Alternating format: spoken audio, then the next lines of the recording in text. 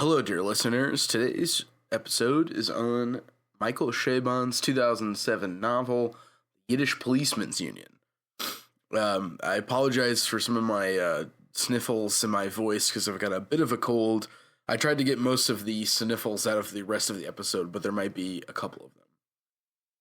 Chabon's novel is set in kind of an alternative history that could have happened, wherein the United States was able to relocate Jews from the World War II Europe scene to America in Sitka, Alaska. And this story is a detective noir that takes place in this sort of Sitka, Alaska territory, which is populated by a lot of different Jewish people from various parts in Europe. And it takes place sort of on the eve of when the territory has to revert back to Alaskan control. And the main protagonist is Meyer Landsman, who is a hard-drinking and sort of depressed detective. And we follow his exploits throughout Sitka as he tries to solve a murder mystery involving a heroin addict, a gunshot wound, and a chess set.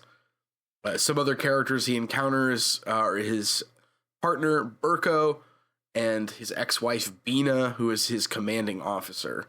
And so I think it's a pretty good book that I had a little frustration reading at times, but John has a more positive read on why that is. And so we touch on how far we've been in this series on Chabon, the sort of, we could say, archetypes of a noir story, as well as, well, the geopolitical themes, as well as the investigations of Jewish identity that Chabon is able to make this sort of detective story suggest as it goes along. So, as always, we hope you enjoy the conversation.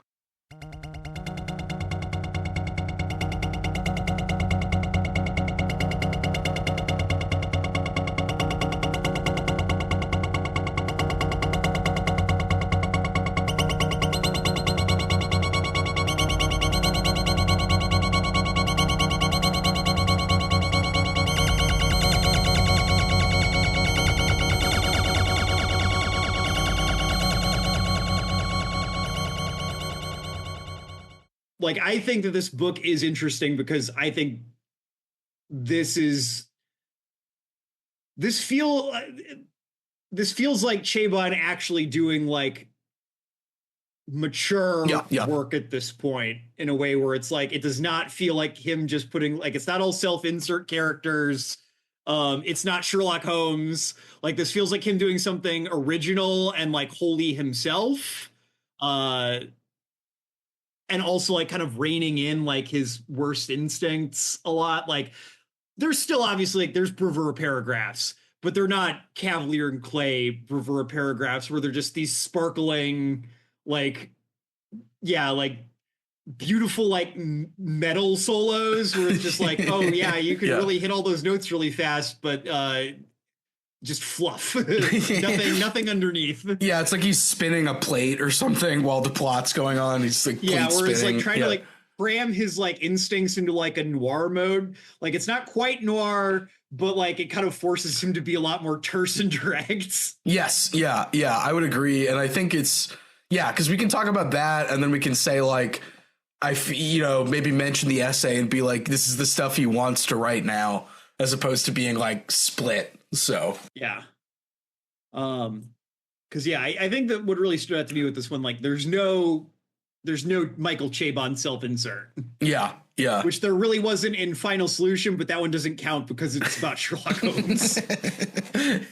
It's like he has to obscure himself behind genre. Like, it's like when he's doing genre, then he's like concealed. So yeah, I think it's also just probably just like, oh yeah, he's not like tormented anymore in the same way. Oh, that's true. Yeah.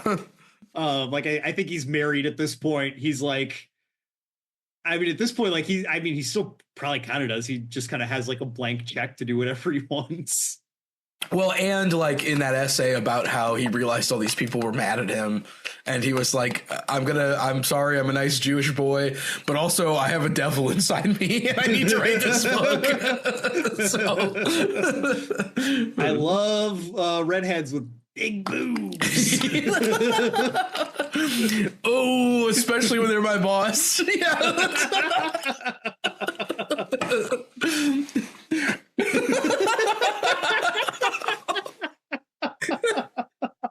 Honestly, like that, now that I think about it, that happened again. Like, she is his commanding officer in like both of these, in this and Wonder Boys. To be fair, that's only happened twice. Okay. 5 books. That's true. Yeah. Considering how many thinly veiled Michael Chabon self-inserts we've had so far, including the books where there are 2 of them. Yeah, there's no big redheaded women with huge tits in the first book. So, which is interesting because that's also kind of the horniest one.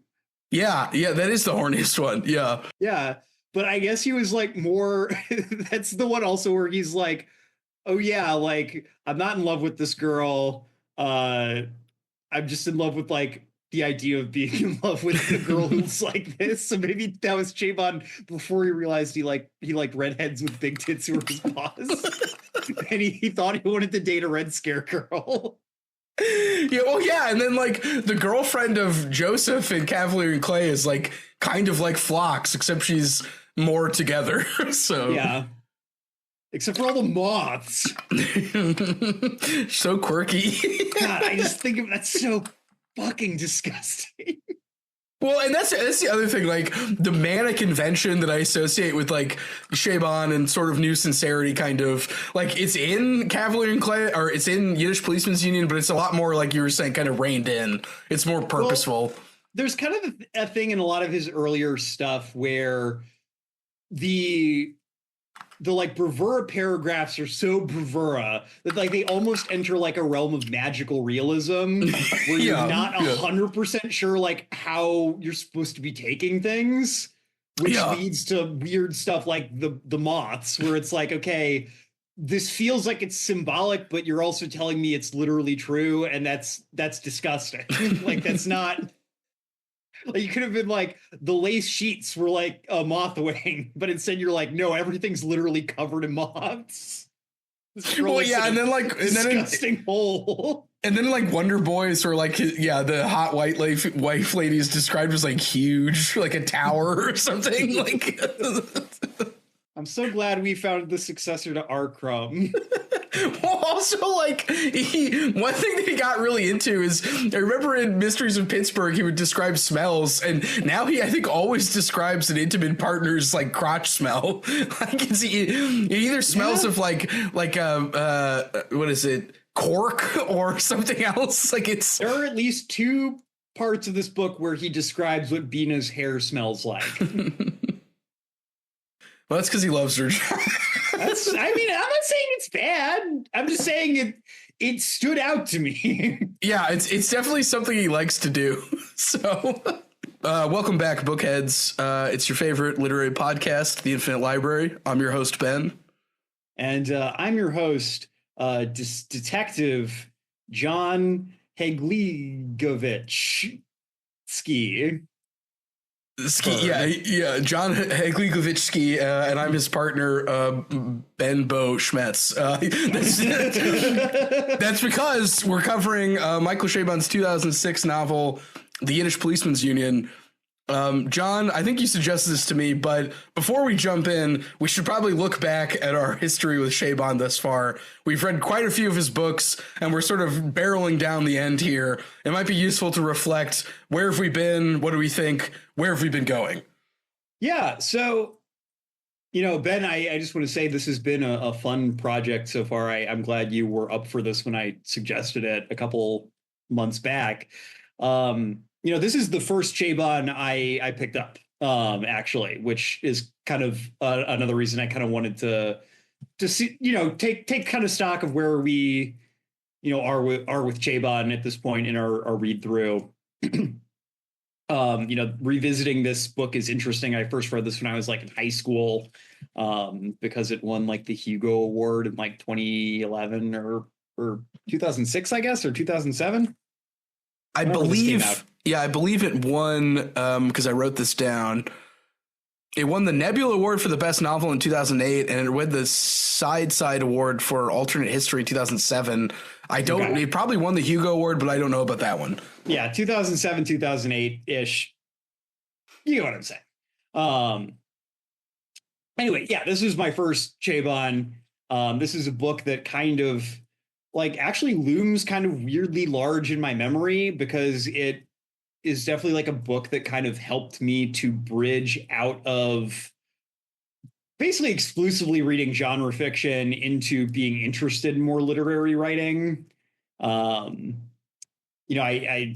think that just realizing that Chabon was someone who wrote outside of genre spaces, and enjoying his writing, it got me to pick up Cavalier and Clay like a year later, and then to kind of pick up a thing here or there of his, over the years until now. So it's an important book to me in a lot of ways, even if it's not necessarily like a favorite. It's like an important book in like my reading history. But enough about me. I think this book is actually really interesting in terms of kind of we're at like we're over the midway point now. This is episode 5 of this read through. Yeah. Chabon's got 8 books, so we're officially, over the hump. It's all downhill from here. Not probably the best way to put that, because I don't know that the other books are going to be bad. But we can go anywhere from here. We don't. Yeah, he's got no. We're over the hump. Yeah. And I think this book is interesting because this feels to me like, so far this is, I think, his best book in terms of kind of a craft perspective. I think that this is the book where it feels like he is finally like confident in himself as a writer enough to kind of rein in some of his like more insecure instincts. There's beautiful prose in this book, but there's not the kind of glittering passages of ultimately like hollow prose that I think we found ourselves very frustrated with Cavalier and Clay. Yeah, what we called the bravura paragraphs. There's still, he still is super descriptive, really, loves bringing out words you have not seen in a book before, but kind of wedding it to the noir aesthetic here really kind of, I think, forces him to rein in his worst instincts and to be a lot more punchy and a lot more deliberate in terms of how he's employing that. I think this is also a book that is clearly being written by like an adult who's a lot more secure in his identity. Yes, definitely so. I agree. The protagonist here does not feel like a Michael Chabon self-insert the way that a lot of his characters have. And I think that is good. There are still a lot of his favorite themes here, but they feel like they are explored in a more interesting way because they're not being explored necessarily from like the perspective of just like, oh, I'm like in my late 20s, early 30s, and like I'm trying to figure out how I feel about all these things personally. It feels like this is something being written by someone who has a good idea of who they are and, is actually trying to look at these problems from like a broader perspective, not just from kind of the perspective of their own insecurities and their own hopes and fears. And that's not to say that it's bad to do that, just that after reading 3 or 4 books that have felt very insecure in that way, it's interesting to see him maturing and developing. Yeah, and I would echo that, John. And I think it's interesting to see the genre elements sort of finally seize control of Chabon's writing, because like we'd sort of been tracking how like he'll use like metaphors from genres, like in Mysteries of Pittsburgh, where he like talks about a town like after the aliens have invaded and there's things wrong with it, which is he sort of likens that to when he, believes to take on the identity of being gay or bisexual, he suddenly sees like gay things everywhere. And like, I was like, oh, this is like sort of the Chabon wedding genre, but Mysteries of Pittsburgh was, like sort of Great Gatsby, the bourgeoisie relationship novel. And then Wonder Boys was sort of like a turbocharged version of that, where the Chabon insert was sort of like off his rocker, or not off his rocker, over the hill, like declining in power, coming to terms with his life. And then, Cavalier and Clay is the sort of like big Pulitzer Prize winning, post World War II history novel. Great American novel. About comic books as well. So like the genre elements are there, but they haven't taken over. And then with the Final Solution that we covered and this book, and then as we'll read for next episode, Gentlemen of the Road, the genre elements have seized control. And so I think like, and that's not to say that he's only writing genre, because he's clearly, working in the sort of mode that he likes in, literary fiction and bourgeoisie relationship stuff, but they seem more true to what he wants to do. And so I think I've enjoyed reading him this sort of take over as it goes on.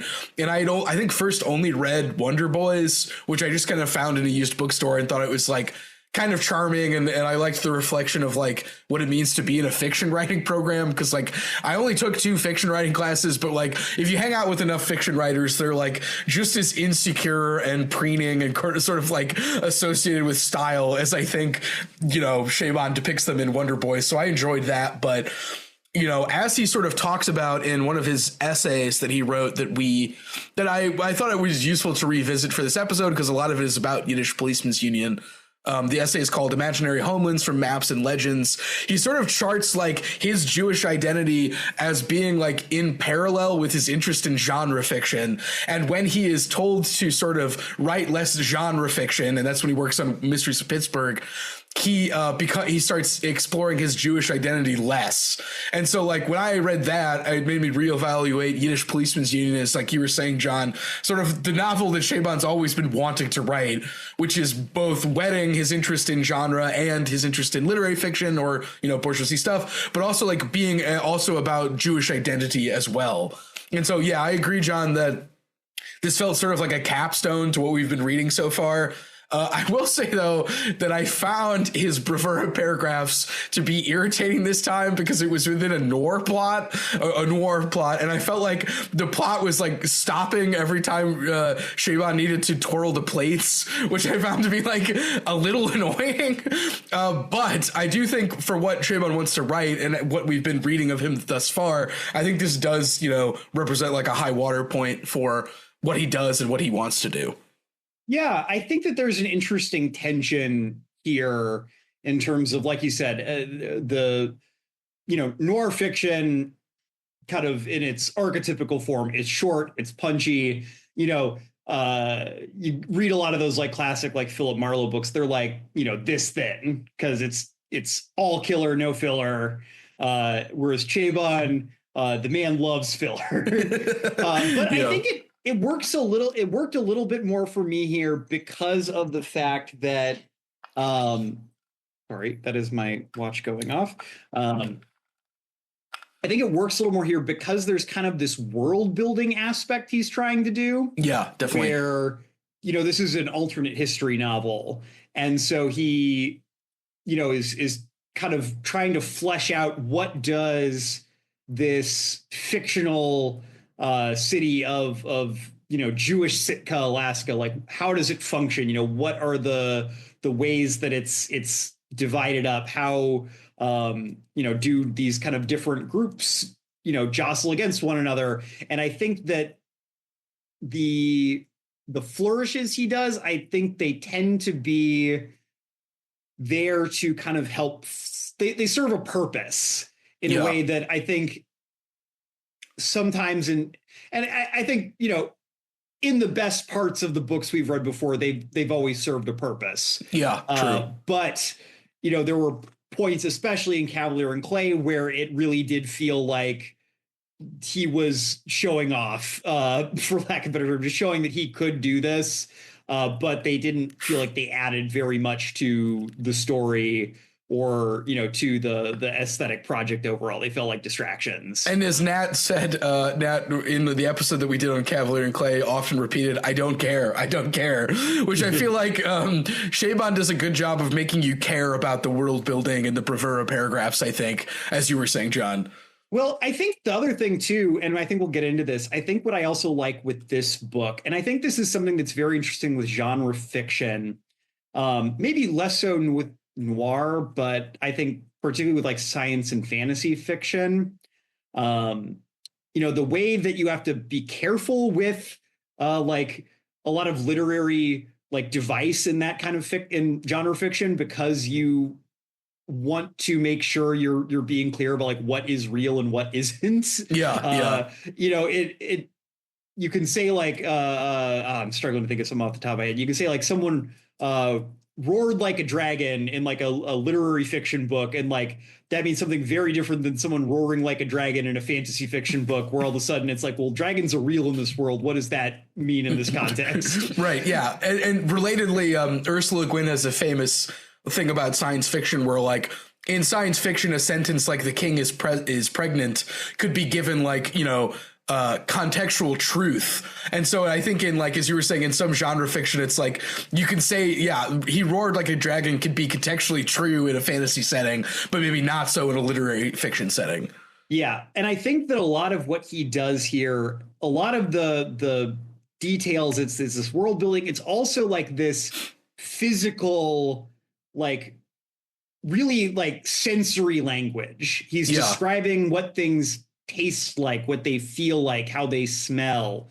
You know, I found myself really being able to imagine what being in this city must feel like.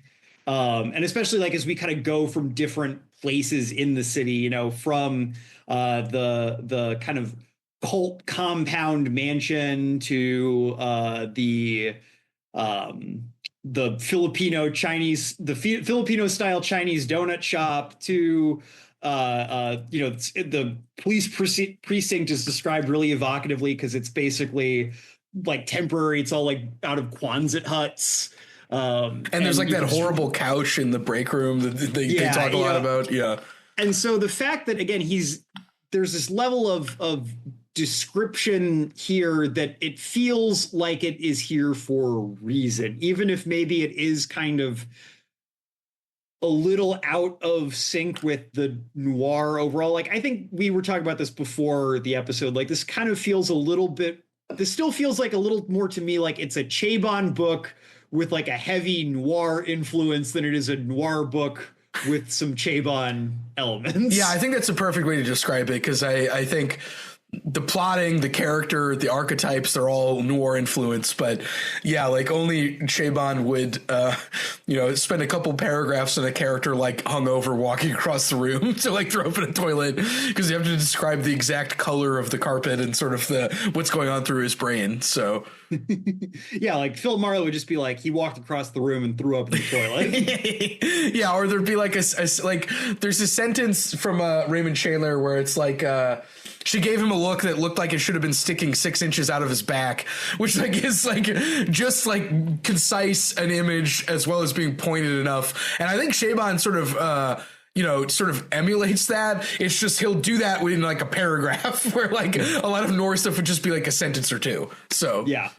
And there's somebody said for that. You know, I think that there probably is like, I think maybe this book would be stronger if he maybe had been reined in even like 10% more. Well, speaking of that, so the first draft of this was 600 pages in the first person, and then he cut it down to 400 pages in the third person. And John, I think he could probably gone down to 300 pages, but I'm a little, like I said, I'm coming a little down stronger, I think, on the split here than you are between, I think, the noir influence and the Chabon-ness. So yeah. I mean, you know, it's interesting because this book is, I think with Chabon, it's always this thing where he's clearly very talented, but I think he always suffers a little bit from that. He's suffering from success, as DJ Khaled says. He's one of those guys. He really lucked in being very successful from the jump. Yeah. And I think that does I think the fact that he has as much restraint as he does actually speaks pretty highly of him. That's a good point. It could have been sprawling and just unwieldy.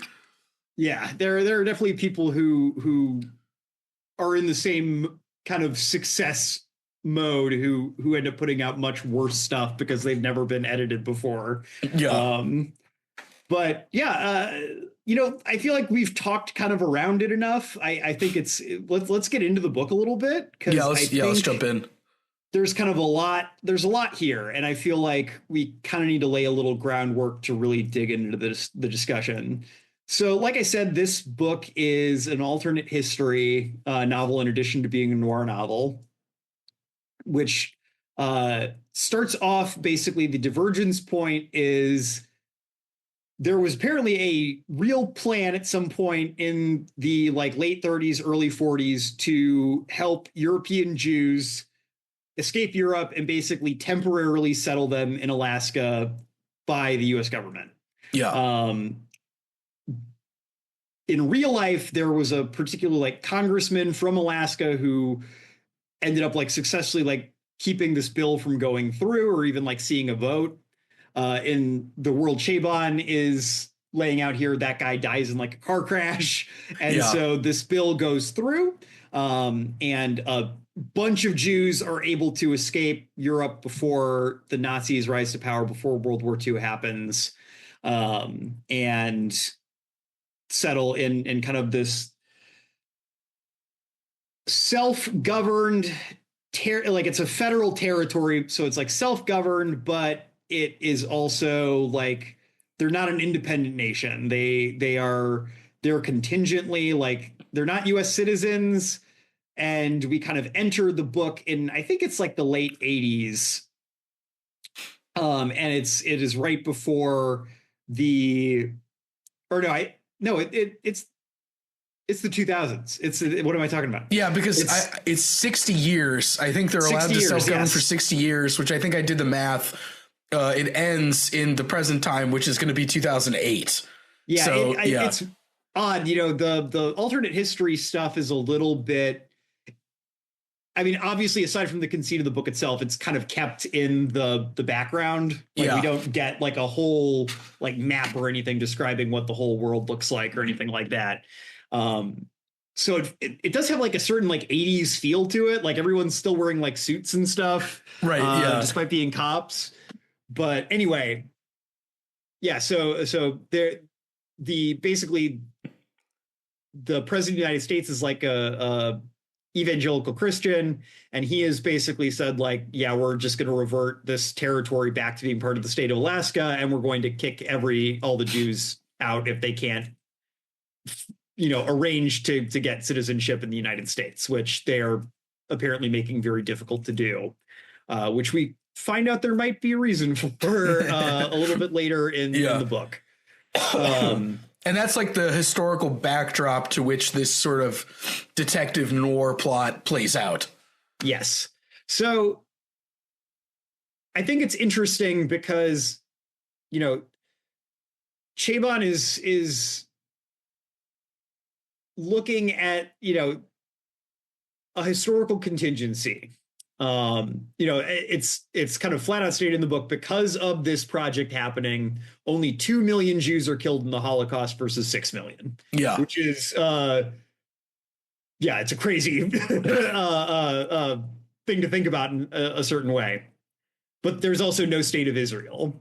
And because the state of Israel attempts to get formed in 1948 and fails, I think is what we're told. There's a Zionist movement, but basically it's so much easier for these people to get to Alaska, and it feels so much relatively safer that the Zionist movement just never develops enough momentum to take off at all. Yeah. And where am I going with this? Sorry.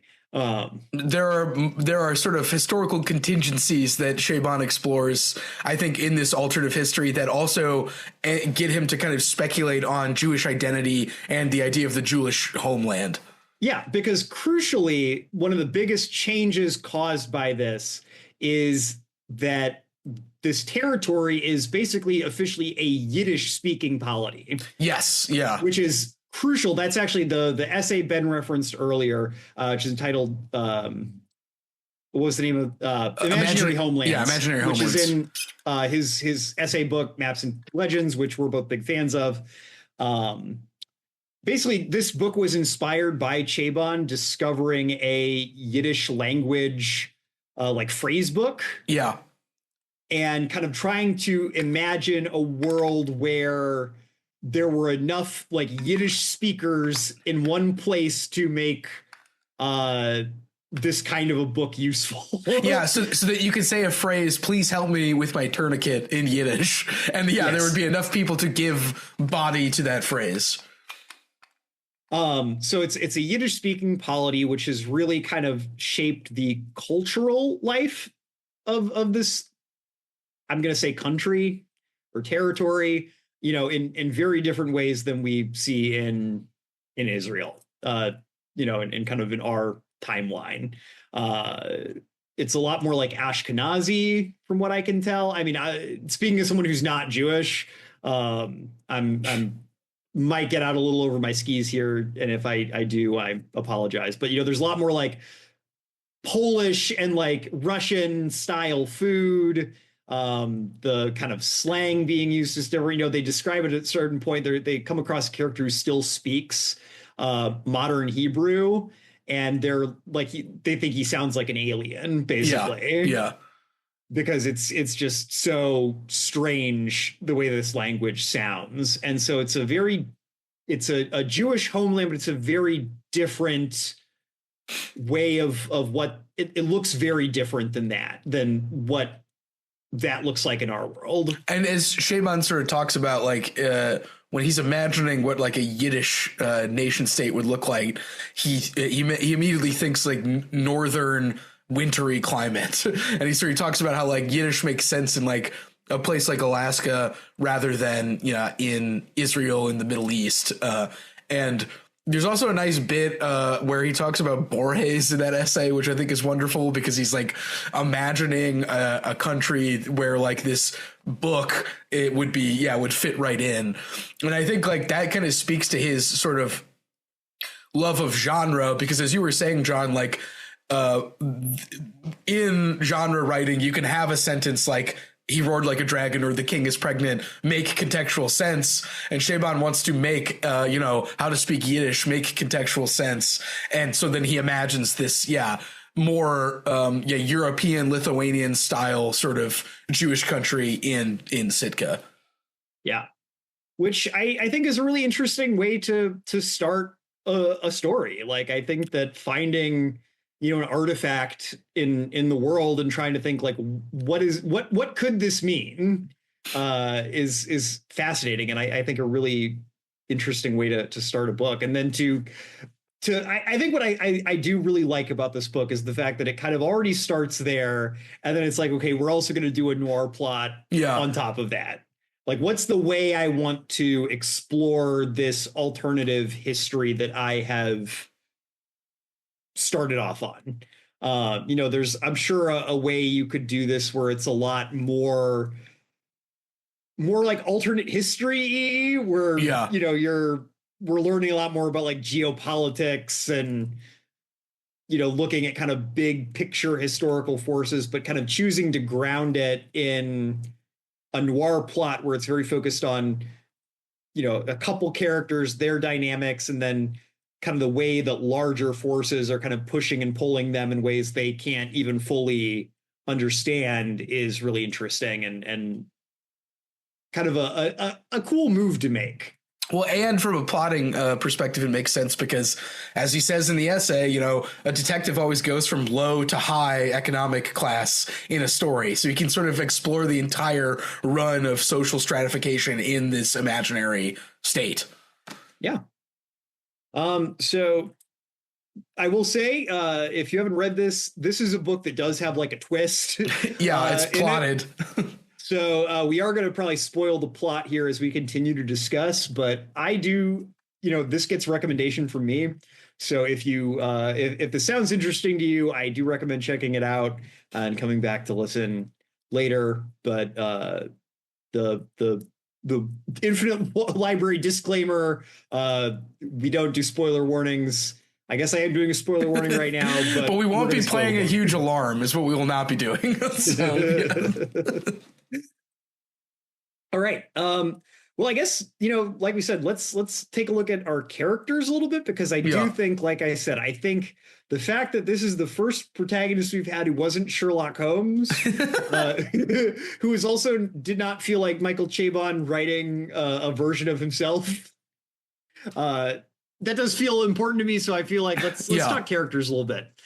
So our main character is Meyerla Landsman. I'm probably going to butcher some pronunciations in this episode, listeners. I'm afraid I don't speak Yiddish. So if we do get anything wrong, I apologize. But yes, Detective Meyer Landsman. Tell me a little bit about Detective Landsman. So Detective Meyer Landsman is sort of introduced as like, a very good detective, but he's got a lot of problems. Whoa, what a concept. I know, right? No one's ever done that before. So Meyer, well, I want to say where it kind of starts is he's staying at this skeezy hotel, and the hotel manager calls him because there's a guy who's dead in his room. And when he sort of goes to investigate the guy was a heroin addict. He has a chessboard set up that he was looking at, and somebody has shot him in the back of the head. And as that being kind of the setup, we're sort of given kind of Meyer's psychological state, wherein he is recently divorced from his wife of, I want to say like 7 years. 12 years. Oh, yeah. 12 years because they had a miscarriage as well as other things. He is basically an alcoholic as the story starts.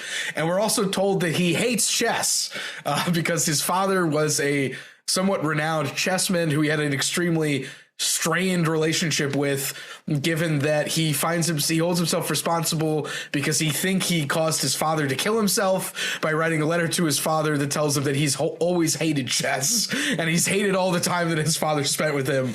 So all of this kind of comes out in this scene of the crime, and as the plot plays out, Meyer is driven to, I forgot. Also, his sister recently died in a airplane crash accident because his sister was also she flew a delivery plane in the area. Yeah, she was like a bush plane pilot. Yeah, a bush pilot. And so he's had a series of tragedies. He's, at the bottom of his rung, we might say. He's got a lot of problems. He's down on his luck. And so when he is basically told to kind of not investigate this case further in sort of classic noir fashion, he enlists the help of his partner, who he's been doing crimes with, whose name is, I believe, Burko Schmetz.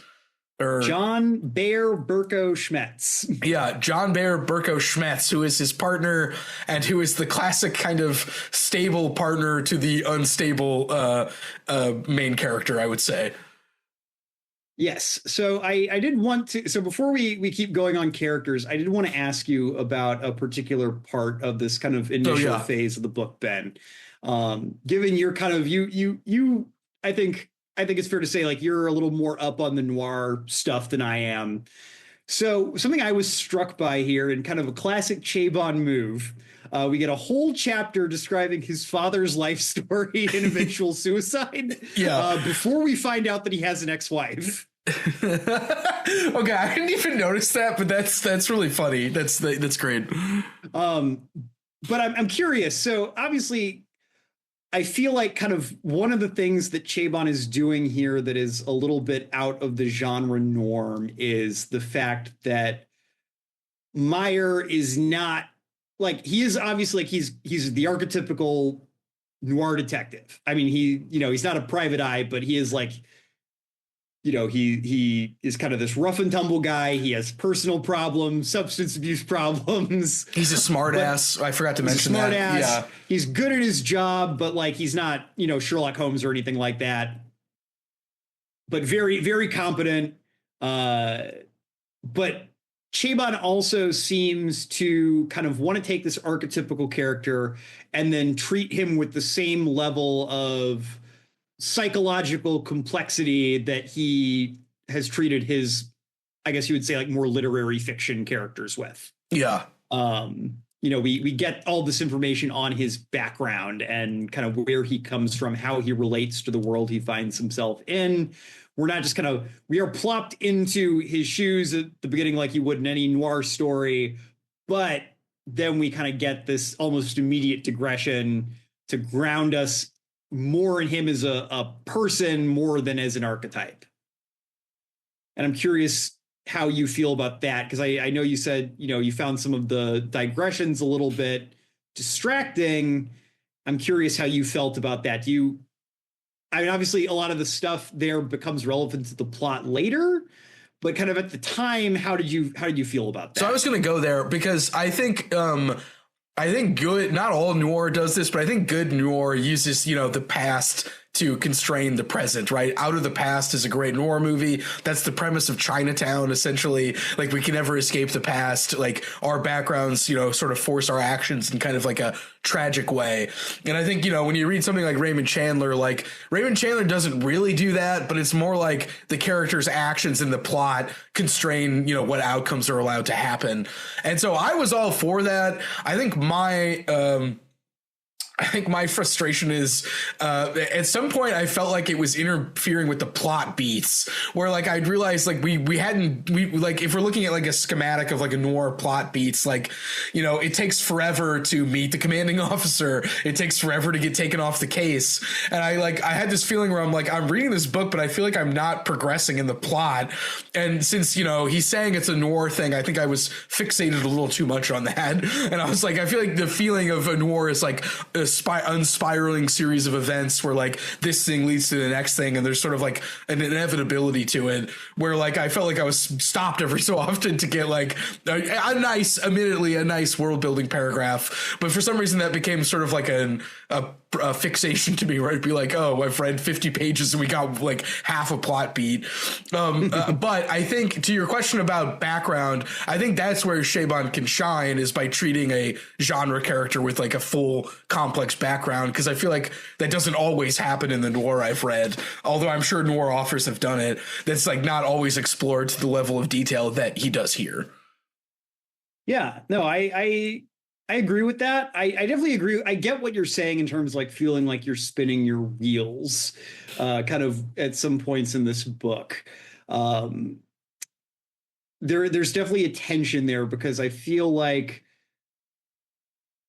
you said, you want the plot to be like really relentless. Yeah. And there's like a certain point in this book where I think that does happen, but it's like more than halfway through it. And at that point, there's been a lot of, admittedly, again, very like proficient, lovely world building and, just description and, nice artistic beats. But like I think back when I read this book in high school, and I do remember that there was a point where I kind of put it up for a few weeks, because I just felt like it was moving so slowly. Yeah. And I just had not been exposed to enough like slower moving literature to appreciate what was happening. And I was like, this is just kind of boring. Well, and was that before or after he gets shot at that mall and kills those two people and loses his badge and gun? Because that almost felt like that's a plot beat that I remember from noir, where like suddenly like the miasma, is broken and some violence happens. But when it felt even more significant because of what you were describing, it was moving so slowly. And then when it finally happens, I was like, oh, thank God. So.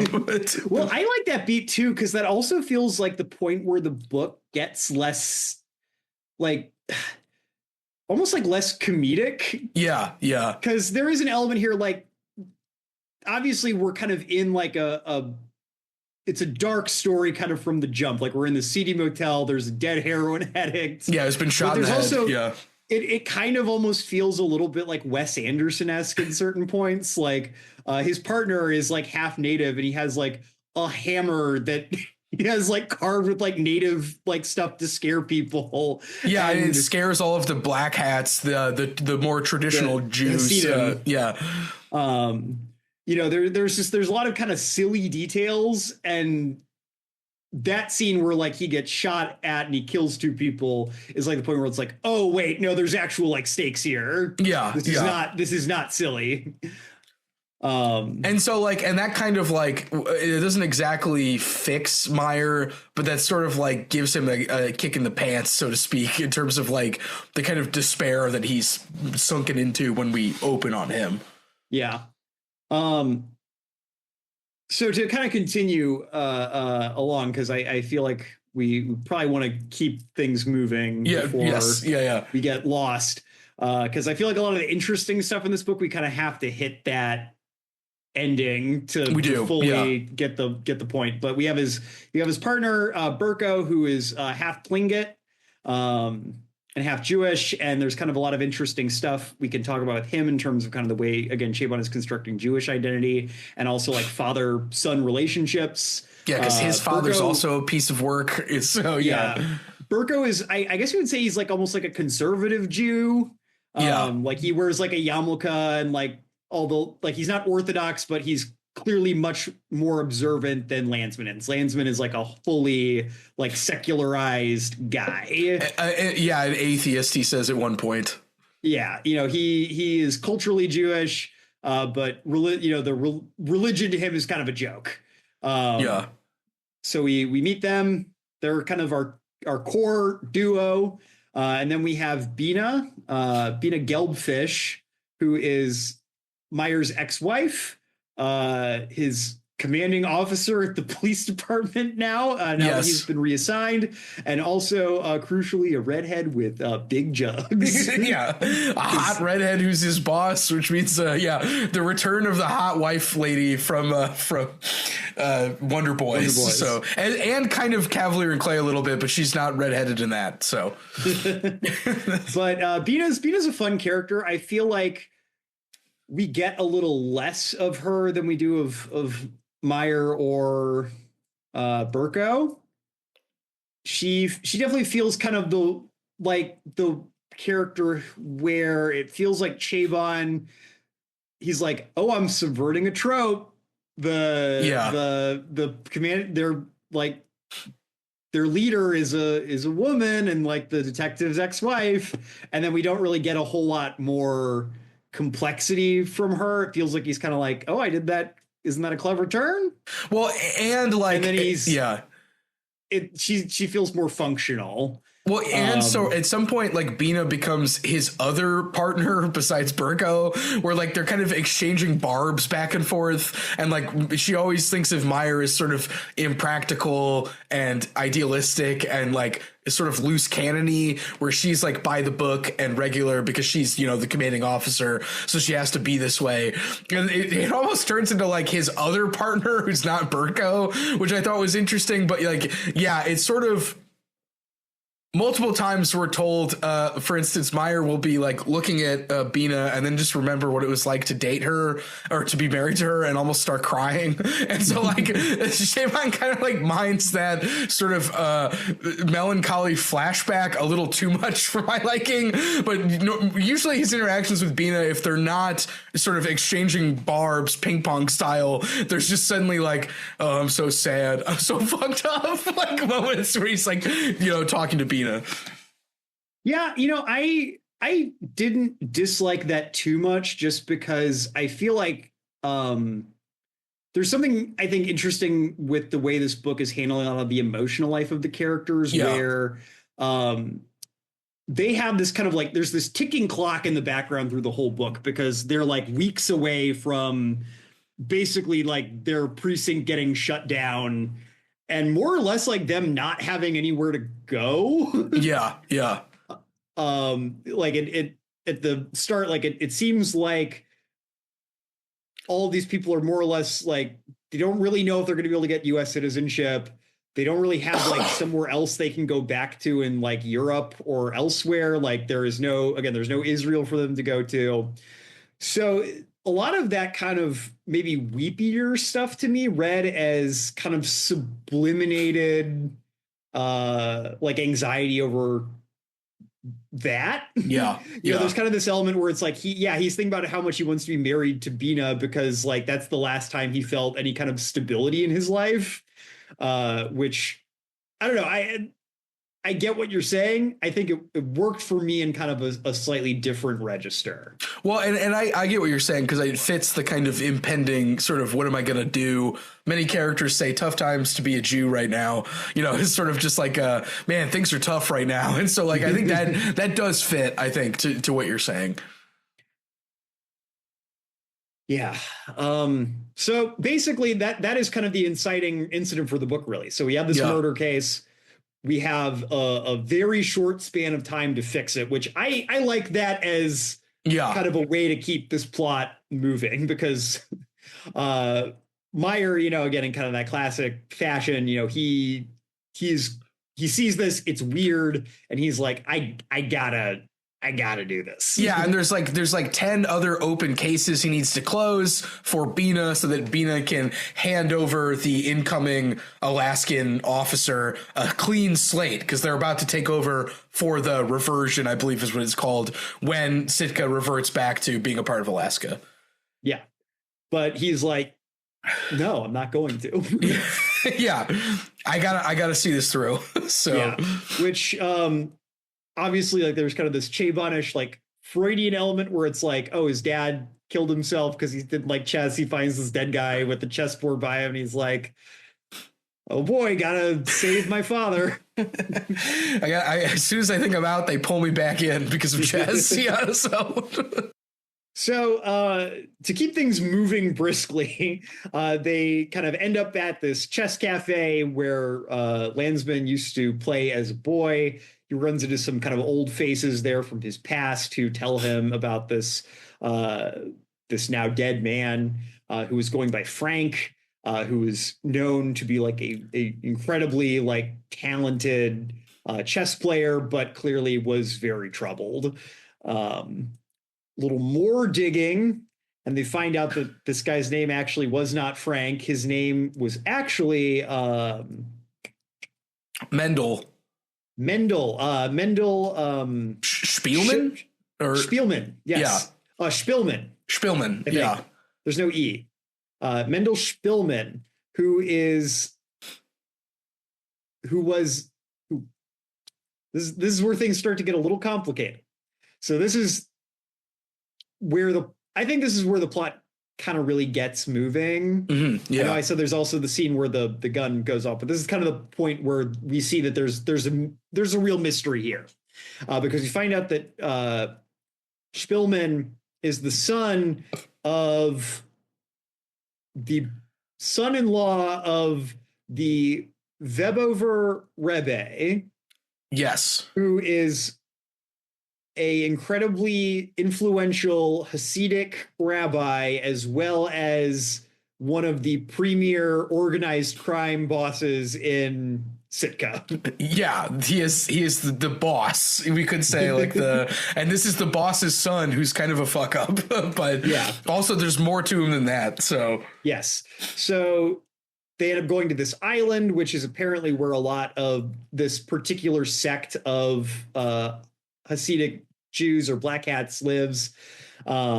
And they kind of interview this guy. I like the way Chabon describes him. The father sounds like Jabba the Hutt. Like he's like a malformed mountain of flesh. Yeah, whose only real communication is through his eyes, which there's a lot of description of like how pitiless and cold his eyes can be at times. So but it's really interesting because they kind of end up in like it's like a cult compound. Yeah. You know, I found myself, especially as we get later into the book, I found myself thinking back to the stuff from early last year where they found all those tunnels in New York City. Yeah. Just like what if these guys had like an island to themselves? There's a line crime. Yeah, there's a line where like they before they're let into the compound, they check in with the guy in the roof with the semi-automatic mandolin. There's always a guy with a semi-automatic mandolin, is what the narrator says, which is a line that I thought was very funny. I also found that the elaborate respect greetings that they have to do reminded me of the Longships a lot, where they're constantly sort of like saying, "We'd like to see the Rebbe now." We're sort of like being polite, and then they go with the Boundary Maven, who is a character that they meet, who's like, "For the love of God, it's his son. We have to meet with the Rebbe," and they are finally granted audience with him. Yes. So we figure out that basically Mendel had been estranged from his family, hence why he was living in this shitty apartment. But we find out that Mendel also was a bit more than like we first realized. So obviously he was kind of this chess prodigy, but he was also kind of a prodigy in other ways. Yes. So I don't know a ton about Hasidism particularly, but I guess there is kind of a very strong element of kind of familial lineage that's very important. And so the fact that Mendel came from this very important like rabbinical lineage, the Vebover rabbis are considered to be like very holy in this movement. He was kind of ensconced in this very spiritual world. He was kind of he could speak like 7 different languges. He was like a genius, I think. Yeah. He like could read, had read like all the whole Torah by the time he was like 3. And then he might also have supernatural powers and be the Messiah. Yes. Yeah. Or at the very least, one of the Tzaddiks, which are the 36 righteous people who basically God allows the world to exist for the sake of. Wow. Yeah. So there's kind of a lot of like kind of family lore about like times he's like given people blessings, and they had these very kind of miraculous recoveries from different illnesses, or including the Boundary Maven tells a story of playing chess with him, and the Boundary Maven had been secretly seeing a woman on the side from when he was married, and somehow the Mendel knows about it, and she's been sick, and he tells the Boundary Maven, "Give her my blessing." And then she miraculously sort of recovers from her illness, and the Boundary Maven feels incredibly ashamed that this child knows that he's been cheating on his wife. And that's a story that gets told around this time. Yeah. So there is, but he kind of got into conflict with his family for a reason that is still kind of mysterious, and kind of ended up, getting addicted to heroin and ending up on the streets more or less. Yeah. It's more or less confirmed that he's gay as well, which almost certainly is a part of this estrangement. Mm-hmm. Which I'm a little iffy. Another like Chabon, like kind of weird thing with the gay character. It's got to be in there somewhere. So, yeah. It's interesting. Like I feel like this is one of the first times I've like read through a whole guy's like bibliography in pretty quick succession, and I can really see these themes like a lot clearer than maybe I can with other authors who I've maybe taken longer to read through their stuff. But yeah, he's kind of doing a lot with this Mendel character for someone who we don't actually see like in action in the book, because he's both kind of the precocious child character we've seen crop up in these books before. He's also kind of the estranged son. Yeah, estranged son, the gay guy. But it's we kind of hit this is kind of the point where we hit a little bit of a cold spot in the book, I think. Yeah. Because they figure this out, but they don't have anywhere else to go from here necessarily. And this is when the forces sort of conspire to take Mendel off the case once this happens. Yes. So there's the scene he ends up getting shot at this like abandoned shopping mall. And to him, this confirms like, oh, there's something actually like really sinister going on here. And he discovers that in an interesting coincidence, this is kind of one of the points in the book where I found myself a little unsure how I felt about this kind of little twist here. Yeah. We find out that Mendel had been on a flight that Meyer's sister had taken. Yeah, and was this through the pie connection? I believe so. Yeah, because they find a photo in the book that's left near the chessboard of just a sign that says pie. And they're like, oh, I heard the pie is pretty good, but they don't follow up on that. Finally, he files up on it. He meets with the daughter of the owners who make the pie. The pie is described as being amazing. They write down the menu each day. Everyone comes to get the pie. The daughter apparently used to be a sex addict and tried to hit up Mendel. Mendel sort of gently refuses. She feels touched. She gives her his blessing. She stops being a sex addict, but she agrees to hook up Mendel with Meyer's sister to take him on a plane ride. Yes. And so Meyer like finds the records and finds that like they basically went to this kind of sketchy like drug rehabilitation facility out in like Alaska. So it's kind of out it's in America. He goes there, and that's where things really start getting weird. Yes. He runs into kind of these strange people at this facility. They clearly kind of know about him already.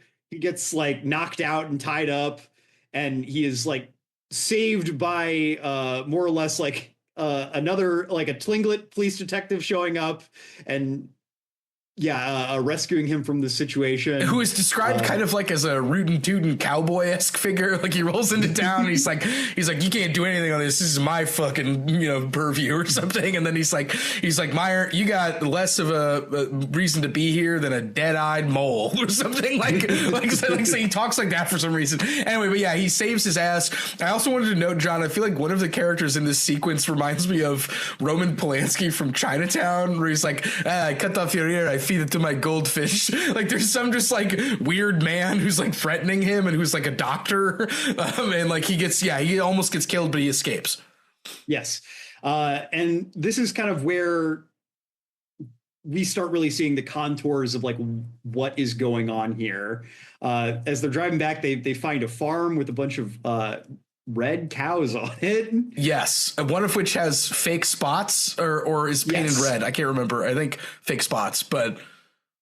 And basically what we discover is that the Webovers are involved in a conspiracy between elements of the U.S. government, them, and kind of the remnants of the old Zionist movement to bomb the Dome of the Rock so that they can rebuild the temple, which the red cow is significant for listeners if you aren't aware of this, to be ritually pure for like proper temple rites. Like Jewish priests like need to be anointed with like the ashes from an unblemished red heifer, which there apparently have been only 9 of in all of history. Yeah.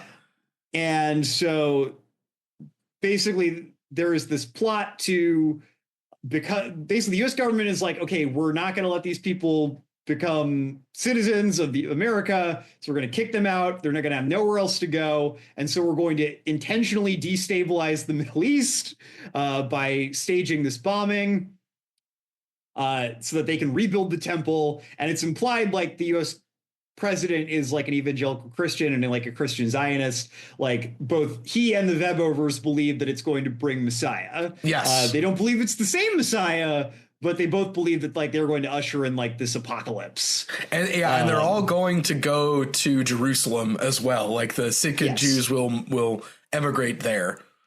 And the reason why Mendel was involved in this is because Mendel, the Webovers basically believe he is Messiah. Yes. And so they basically tried to kidnap him at this drug rehab so that they could hold on to him until they staged this attack. And maybe he could kick the heroin as well. Yes. Well, obviously you can't have Messiah be addicted to heroin. That'd be embarrassing. Yeah. But he got out. And so the what they're operating under is like they killed him for revenge, more or less, because he was either going to expose this plot or he was going to just not play along with that. Well, and two, he almost wants to die, and that's sort of the significance of the chess puzzle that's revealed. We'll get to that. Okay, we'll get to that. Yeah, because there's one more twist. Yeah, I forgot. Yeah. So that is what is happening at the moment. So like I said, this book takes like a big twist. I like this as a twist because I think it really does feel like Chabon really swinging for the fences in terms of like the genre elements. Yes. Yeah. Really just kind of getting into some weird stuff when he probably could have been a little more down to earth. But it feels like it's the proper escalation from kind of the place we start at. And also sort of gesturing towards the relationship between the U.S. government and Israel without kind of talking about it directly in quote unquote like realistic frame. Like the fact that, yeah, the U.S. government is conspiring to make this happen because it's in the U.S. government and Israel's interests, I thought to be really interesting, especially since in that essay I mentioned, Chabon is like, yeah, for some reason, like Israel and U.S. are involved. I don't know why. And he's like, and when he says that, it's like he's learning about Israel and he doesn't know why. And to me, when I got to that plot reveal, I'm like, so that's kind of the way he can do like a kind of 70s political edge to the noir that he's working in. Well, I think it's also, in a way, it's him kind of, I think, really trying to grapple with like Israel as it exists. Yeah. You know, it's kind of this thing where the people who are trying to stage this bombing are like cold-blooded psychos. Yeah. Like they are not like wide-eyed idealists. Like these are like crazy people who think that they're like, some of them think they're ushering in the apocalypse. Some of them just want to like kill Arabs for revenge for the Zionist movement and the 40s being destroyed.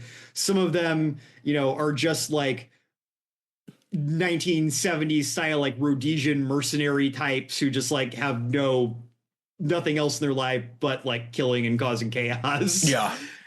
And so it is this thing where I feel like we said before, Chabon is clearly an author who or a Jewish American whose relationship with the idea of Israel has been changed a lot over the years. And I think it's probably fair to call him, if not, I don't want to label him an anti-Zionist because I don't think he's labeled himself that, but he's clearly like Zionist skeptical, which for a very like well-off Jewish person in media is it's unusual. I'm not necessarily going to say it's brave, but it's definitely unusual.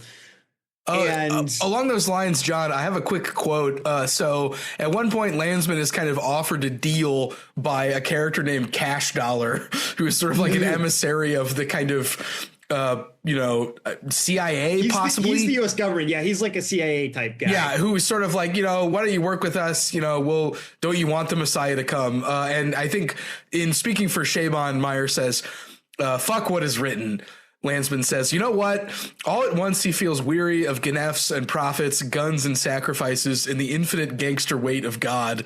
He's tired of hearing about the promised land and the inevitable bloodshed required for its redemption. I don't care what is written. I don't care what supposedly got promised to some sandal-wearing idiot whose claim to fame is that he was ready to cut his own son's throat for the sake of a harebrained idea. I don't care about red heifers and patriarchs and locusts, a bunch of old bones in the sand. My homeland is in my hat. It's in my ex-wife's tote bag. Which I think is a statement for what you're saying, John. Like, home is, the people you're immediately surrounded by and the home that you have in your imagination. So, yeah, I think that it's this thing. It's like, yeah, asking like, what is homeland? Like, what are you looking for when you say you want that? And I think Chabon is really trying to figure out like, what is there a way to be Jewish that is a more expansive identity than I think what he was seeing in modern Israel in 2007, and I think has unfortunately only become worse exponentially since then. Right.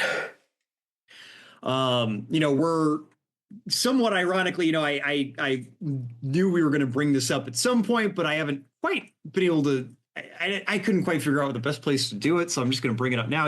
We're recording this episode basically the week that there's finally a ceasefire in Gaza. Yeah.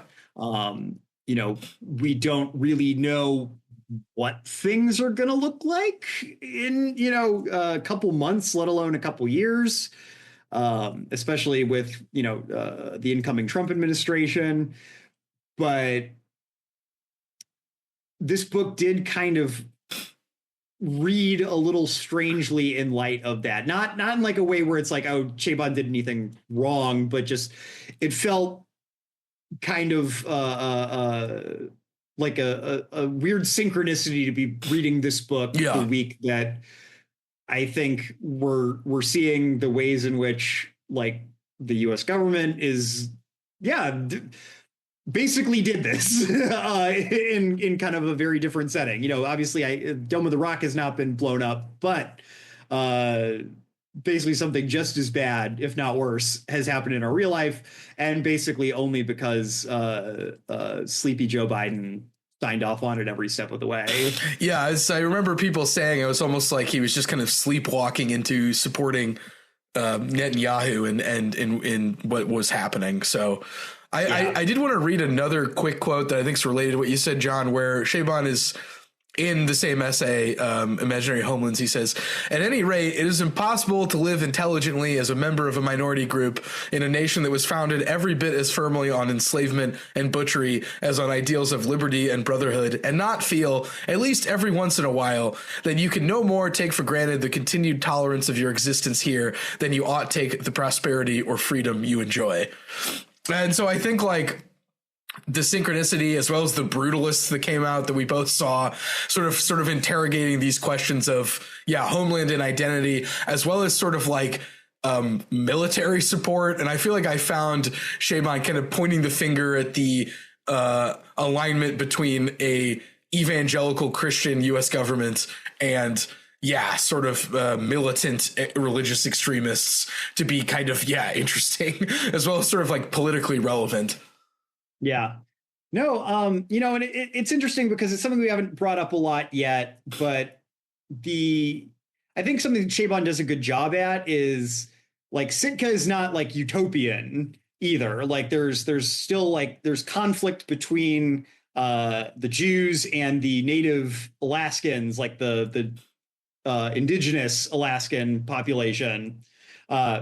Mostly Tlingit. I'm sure there are other groups in there as well, but Tlingit is definitely the group we see most of in the book.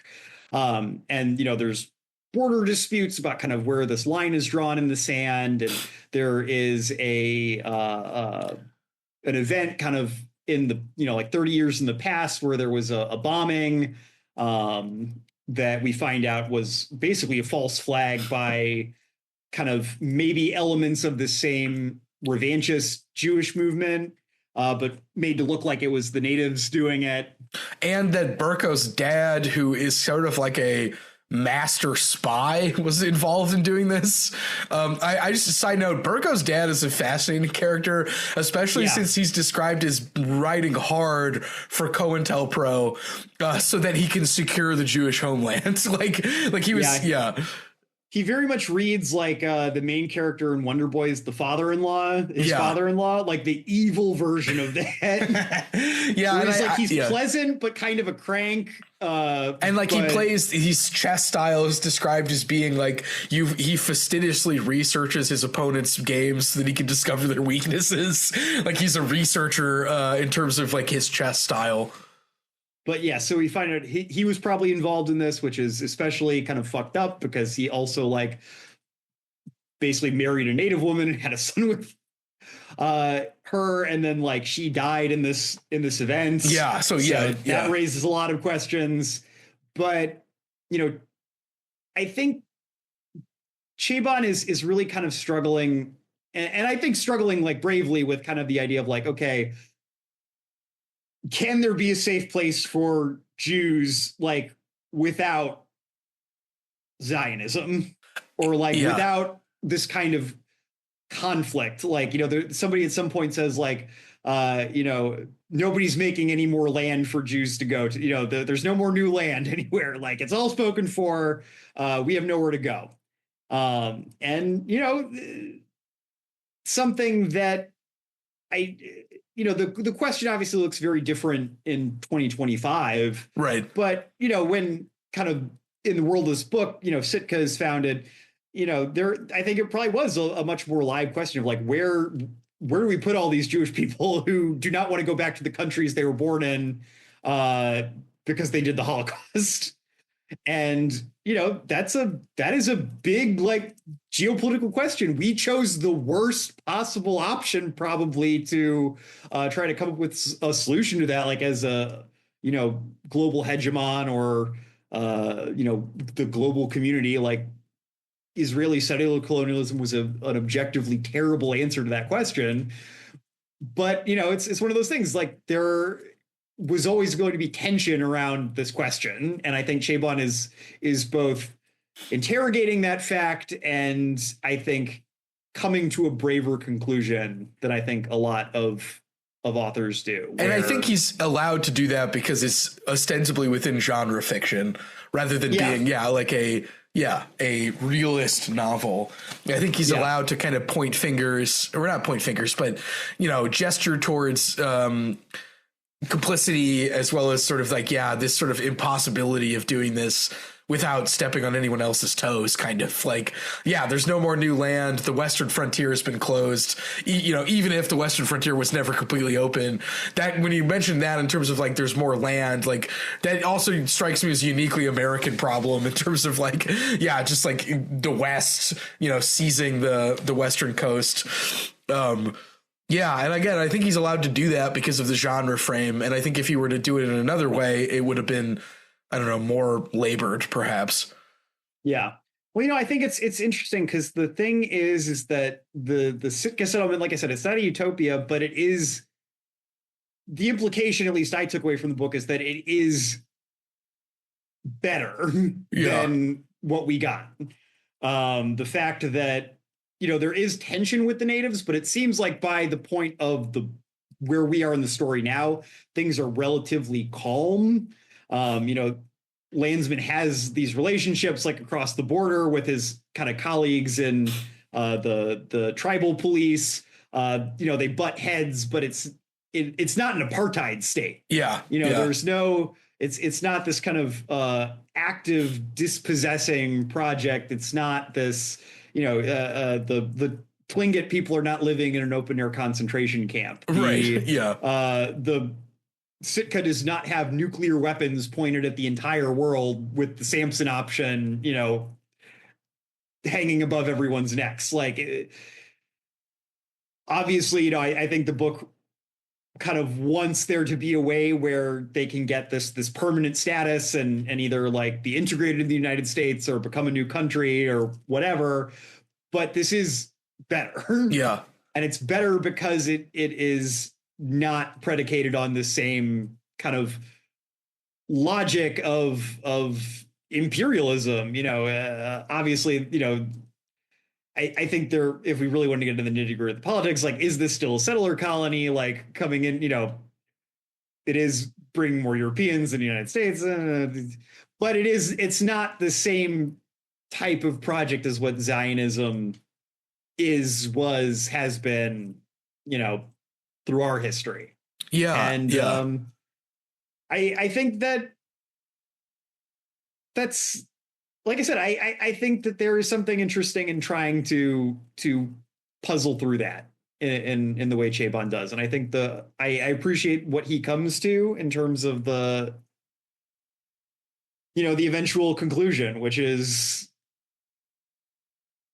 I mean, the value of a homeland is not in the land exactly. Right. Yeah. It's the people. It's the sort of, I think, your imagination, almost like how you describe it, as opposed to being like actual physical land.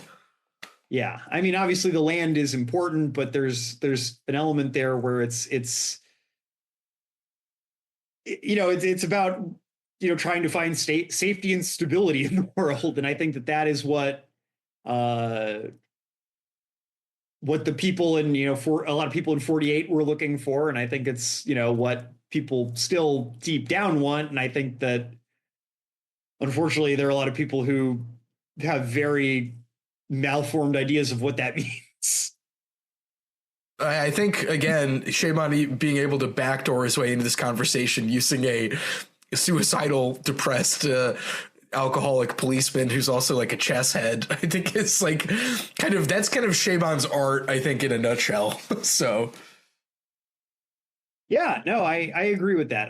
Like I said, I think that what I appreciate with this book is that it really does feel like him grappling with bigger issues in a way that I find really interesting. I think it shows like what genre fiction can do in terms of exploring ideas in like a deep way.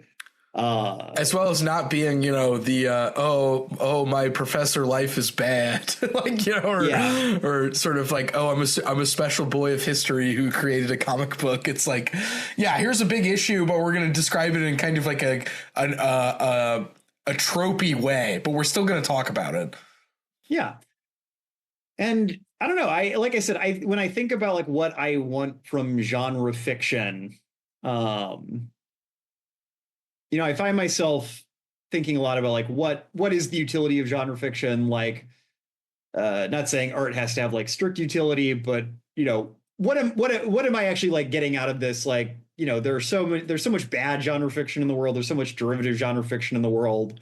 Chabon is grappling with ideas in a very meaty way in this book, in a way that it's not giving you easy answers necessarily. But it also feels like it's doing something more than being didactic, which I think a lot of genre fiction that tries to deal with ideas can slip into that mode. I don't think that's what happens here. I think it's a very nice melange of different things. Well, and I think that's related to the chess problem, because I do want to talk about it. So eventually he gets back with Bina, in a way that I'm not entirely certain about, but anyway, he gets back with Bina, and as he's with Bina, he basically realizes that the game that was set up was not a game, it was a chess problem. And in the chess problem, more or less, like, without getting too into specifics, because it would be weird to talk about it, a lot of the obvious answers for the chess problem aren't the correct ones. And the correct chess problem is to kind of like move and do something unexpected, which puts the other person in a position where they're screwed, I think. And we're told that Mendel uses this chess problem to explain his situation to the person who decides to kill him. That he basically says, like, I'm screwed, I have nothing, and the only way to get out of this position that I'm in is for you to kill me. And that's kind of like the fate that he takes in an attempt to avoid going on with this plan, which we're told just kind of goes on without him, right? I think they just kind of end up going through with this apocalyptic plan without Mendel. Yes, because basically, Mendel is the least crucial piece in a way. Yeah. Or at least that's what they think. Because again, a lot of the people involved in this plan, they don't believe in Messiah. The Vemovers do, but to the U.S. government and the kind of more psychotic element of the Zionist portion of the group, Mendel was only useful as just kind of an extra bonus to try to get more observant people like involved in the hopes of ushering in the apocalypse. Yeah. And so, he doesn't want to be used in this project for obvious reasons. And so, we find out that he was not murdered. Yeah. He was, I guess, euthanized. Yeah. I'm trying to think of like what the best word for like when you voluntarily ask someone to kill you. I mean, euthanized, I guess. Yeah, that's the best word I can find. Yeah, but he asked Burko's father to do it. Yes, he asked Burko's father to do it, and I found the chess thing interesting because in the credits, Chabon credits that he lifted it from Nabokov. And Nabokov apparently was interested in using chess problems as sort of like poems, because you can communicate things with the chess pieces. And you can kind of read into this as like the trapped king is Mendel. The opponent is, I believe, recommended to have 3 knights. And if we're thinking of the other it's like Cash Dollar, the Rebbe, and Mendel's father. And then I had another night when I was thinking about this in the plot, and now it's escaping me. But like this sort of forces. Yeah. I was thinking 3 knights. That's Bina, Burko, and Meyer. Oh yeah. Okay. Well, so then that's probably what it is.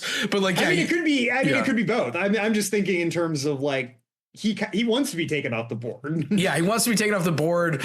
The bishop that does the move is Burko's dad, I think, if we wanted to read significance into it. That's the unexpected move. Yeah, it's the one that they can place to remove the king and to put the person in Zugzwang, or which is the move of no moves. And I thought that the chessboard coming back at the end was interesting because it's sort of Chabon tipping his hat to like, this is all very plotted. It's also kind of a game. Like, we're not sort of making big statements. We're playing a game here. And if you want to see what the game is significant to, like we've been discussing these issues of identity, you can, but it's also just a game. And I thought that was an interesting pose to take kind of like at the end here. And like Nabokov is famous for saying that like, if you make people work for the meaning of his stories, they'll value them more. And Chabon doesn't exactly want us to work for it because he's sort of like, I think, kind of interested in just telling an entertaining story. But you can kind of pull these significant threads out if you want to, the same way you can sort of read significance into the chess problem. Well, I think there's also an element too where something I think is interesting in this book is there is like a supernatural element here too. Yeah. Like it's kind of this thing where it is, in a way, it's pure coincidence that Meyer's staying at this hotel. Like, if he hadn't been staying there, presumably like it still would have gotten called in, but maybe another detective who didn't know anything about chess would have been the one to get there. And, you know, Meyer has this like flash of enlightenment where he realizes there's 3 knights on the board. And most, chess boards don't have that. Yeah. So you usually have to use something else. And that kind of leads him to realizing what happened with this, that it's a chess problem. He realizes that his Burko's dad was working through a similar problem himself. He said that, he doesn't play anymore, but he still works through, chess problems for fun. So he realized like, oh, there's this connection here. So there's this element of contingency that has this almost divine flavor to it. Yeah. Especially given, the fact that maybe Mendel is Messiah or one of these Sadiqs. Chabon very much leaves that as an open possibility. Yeah. Which I think is interesting. There is still a playful element there, but I think that's the first time anything like supernatural has ever happened in a Chabon book, which is also interesting. Yeah. Or anything even possibly supernatural. Which I don't know. I like that. It is this way in which it's tying everything up in this way that feels very clever and concise, while also still not giving you like an easy, like happy ending. Yeah, because one last thing we should say is that Meyer decides to go to the press with the story, and it kind of ends there. Yeah, we don't really know what he even plans to say. Yeah. It very much is left open, basically, like, is he going to rat out his uncle, Burko's father? Is he going to, how much of this, can he expose, without it eventually becoming, unbelievable? We find out that basically they do succeed in blowing up the Dome of the Rock. Right. But in a move I'm a little less crazy about, Chabon is basically like, oh yeah, like the Arabs just start fighting each other and like blaming Sunni Shia conflicts, which that kind of felt like a cop out. Yeah. So a little bit. Yeah. I mean, I guess that's why he kind of sets up that there was they've done this before, more or less, with the false flag with the natives. Yeah. 30 years before, so that it's not like totally out of left field, but because that was like the one part of this book where I was kind of like, this feels a little. That seemed kind of hand wavy, where he's just like, like I don't want to think about this as concretely as I've been thinking about the rest of it. Like, yeah, but yeah, it's kind of like, can he even tell this? Like, is anyone even going to believe it? Even with like the evidence he has, like it's almost too much of a story. But, and again, like he can tell the story, but as we know, living in real life, you can tell the truth and it will do nothing. Yeah, so I felt like it was a good move to end it with that cliffhanger, because I think you need that kind of suspension for this kind of story to really like feel, I don't know, to feel like it leaves everything open at the end in a way that's suggestive as opposed to like definitive. Yeah. I think otherwise it's too easy for it to become, again, I don't know if utopia is the word, but too clean a narrative. Yeah. I think Chabon wants this to be messy at the end. He does not want us to feel like there's a simple solution to the issues he's pointing to. Right, because that would be, I think in having the game thing show up, I think that would, well, because again, calling fiction a game sort of devalues it, but there's a view of like, I have set up this problem and you, the reader, are going to experience this problem and you're going to get something out of it.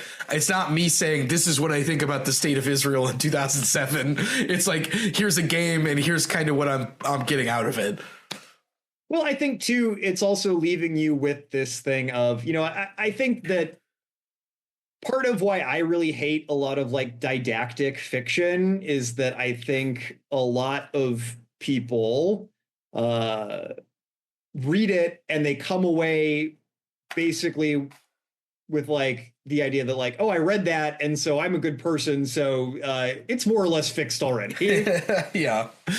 I can wipe my hands clean. Yeah, exactly. I think that kind of by calling this a game, like you said, it is devaluing it in a way, but it's also kind of this thing of, I know something you and I have talked about is something I really appreciate about Harold Bloom, as I was called by friend of the show, Black Casebook Walt, one of the internet's leading Bloomians. Bloom is very upfront that like reading does not make you a good person. Yeah. It does not make you a better person. It is not like improving in this direct way. It does not even necessarily improve the world to like have more people reading, as much as we might like to pretend that it does. And I think that Chabon is saying, in a way, and I don't know if he's saying this consciously or if this is something, we're reading into it, but even reading something that makes you think deeply about these problems is not solving them. Right. It is not fixing the world. It is not cleaning things up in any way. It is a game. And games can be important. Games can be edifying and, intellective. They can help us work through problems in real life, but they are not real life. Yeah. And that is always important to keep in mind, especially, again, as we, continue to live in the entertainment country. But, I think you and I are both of a piece that reading is valuable and important for a lot of reasons. But it is not a excuse to ignore real problems. It is not a solution to real problems. Like you still at some point have to put the chessboard down. You have to go out into the real world and actually try to do something. And I think that is what I took away from that. Yeah, I think that's a succinct way of putting it, John, especially since I don't know if Chabon has recognized the like, or at least signaled the like game-like aspect of what he's doing. Because it's, if anything, it's a comic book, it's pulp, which is still good. But like, I don't know, the Nabokov allegiance to me coming out now felt like, as you were saying, John, I think he's kind of matured to this point. Yeah. So, well, I think that, There's another essay in Maps and Legends where Chabon really defends the idea of like entertainment fiction. Yeah. Particularly he defends it kind of in the context of like Sherlock Holmes. No, I'm mixing that up with another essay. Sorry. But he defends the idea of like storytelling as something that has value. And I think that this is him kind of illustrating what that value might be. Again, it's not the same as actually going out in the world and doing the work, so to speak. Yeah. It's not the same as actually positing solutions for the problems we really find ourselves in. But stories can still be useful, still be important, still be powerful. We just have to be aware of where they fit into the world. Yeah. Yeah. In the same way, again, chess is not actually real life, but chess can lead to all kinds of interesting ways of thinking and looking at the world. And, in this case, it leads to solving a very strange homicide. Yeah. Yeah. So, I mean, I think that's pretty definitive at the end there. I would say that I was a little frustrated, but I think I can recognize that this is one of Chabon's better books. And I think reading it in sequence really demonstrates that. And while I think John, you're a little more laudatory than I am, I still think he did a pretty great job, and I think it's worth reading, even if I find myself preoccupied with the tension between the noir plotting and the Chabon-ness of it. So I would say if you have not read any Chabon, this is the one I would recommend to people to start with. This or Gentleman of the Road is where I'd recommend starting. Definitely. After kind of what we've read through thus far, I mean, I've found things I like in all his books. If there's something, in one of our episodes that's really seemed interesting with like Wonder Boys or something, that one just struck you as more interesting, obviously start with that.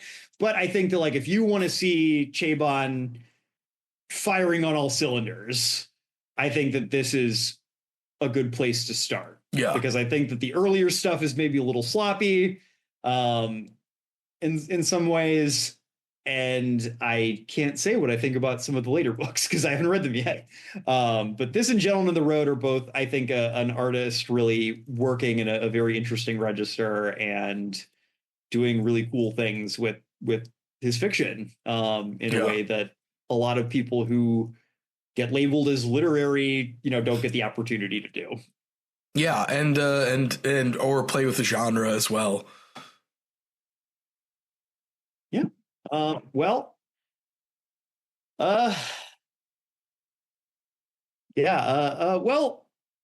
Given this has been a heavy episode in terms of the subject matter, I just want to reiterate,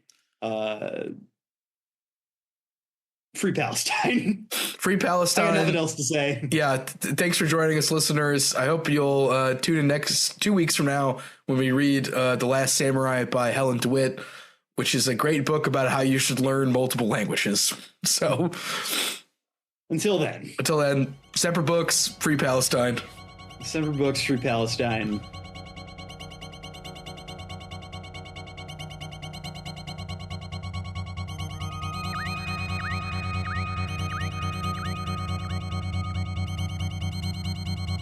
Thank you for listening to The Infinite Library. If you liked our show, we hope you'll subscribe and leave us a review on Spotify, Apple Podcasts, or the podcast app of your choice. It helps us a lot. If you want to follow us on social media, we can be found on Twitter, Instagram, and Blue Sky at Infinite Library Pod. If you'd like to contact our team directly with episode ideas or feedback, you can email us at infinitelibrarypod@gmail.com. Our intro music is by Amos Legend in the Forest of Mayhem. Our outro music is by DJ Daggy Diggs, and our logo was created by Lars Noir.